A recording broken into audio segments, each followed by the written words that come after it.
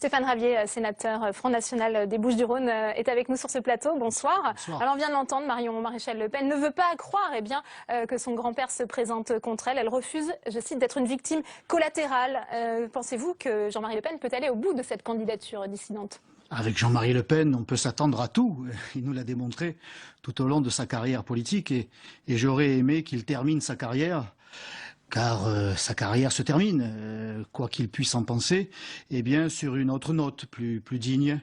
Car ceux qui sont en train de soutenir cette agitation, cette démarche que de gêner Marion Maréchal Le Pen, car vous l'avez annoncé dans votre sujet, à qui profite l'agitation et à qui pourrait profiter le crime que de monter des listes dissidentes à nos adversaires, M. Estrosi, M. Castaner et au système que Jean-Marie Le Pen a pourtant combattu depuis tant d'années. Donc j'observe que tous ceux qui soutiennent Jean-Marie Le Pen aujourd'hui sont ceux qu'il a, en d'autres temps, méprisés, condamnés, guillotinés, Karl Lang, Jean-Claude Martinez, Jacques Bompard. Il ne manque plus que Bruno Maigret dans cette galerie des ancêtres, des sortes de papis flingués qui voudraient à leur tour devenir des papis flingueurs. Alors moi, voilà, la situation, oui, elle est là. Ça veut dire que finalement le conflit qui oppose Marine Le Pen à son père est en train un peu d'échapper à la direction du parti. Ben, c'est assez difficile à suivre puisque Jean-Marie Le Pen s'était opposé à la direction du parti et avait souhaité pour ne plus être candidat en région Provence-Alpes-Côte d'Azur que cela soit Marion. C'était un souhait de sa part, voire même une exigence.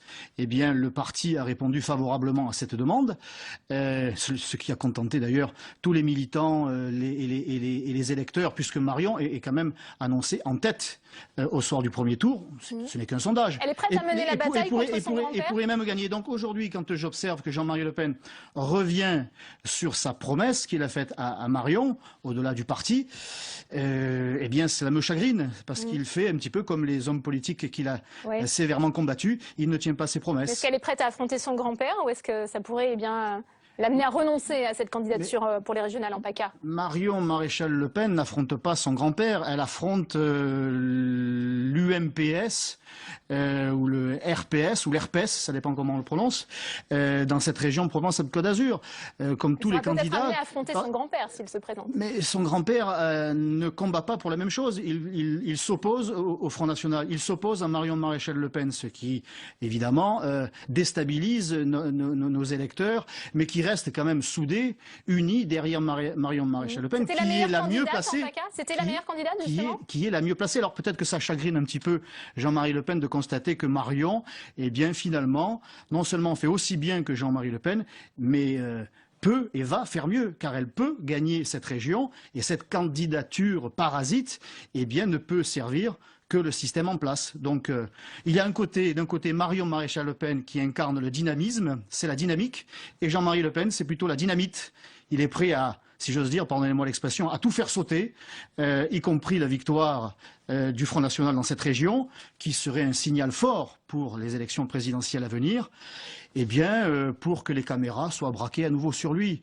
L'enjeu est trop important. Voilà, je crois qu'il faut rester unis derrière le Front National, sa présidente et la représentante. Vous ne regrettez pas Marion Maréchal Le Pen. Vous ne regrettez pas cette candidature de Marion Maréchal Le Pen? Un temps, vous étiez peut-être vous-même évoqué pour mener la tête de liste dans cette région. J'avais fait savoir que j'étais à la disposition du mouvement et j'ai été très heureux, et je le suis toujours bien sûr, que Marion ait accepté de nous représenter, de représenter le Front National et le Rassemblement Bleu Marine, car elle est encore une fois la mieux placée, les sondages le disent, elle est en tête au premier tour, elle peut être en tête au premier tour, et voire même ravir la région au second tour, si Jean-Marie Le Pen, eh bien, ne met pas en application ces menaces. Merci beaucoup Stéphane Ravier d'avoir accepté notre invitation ce soir.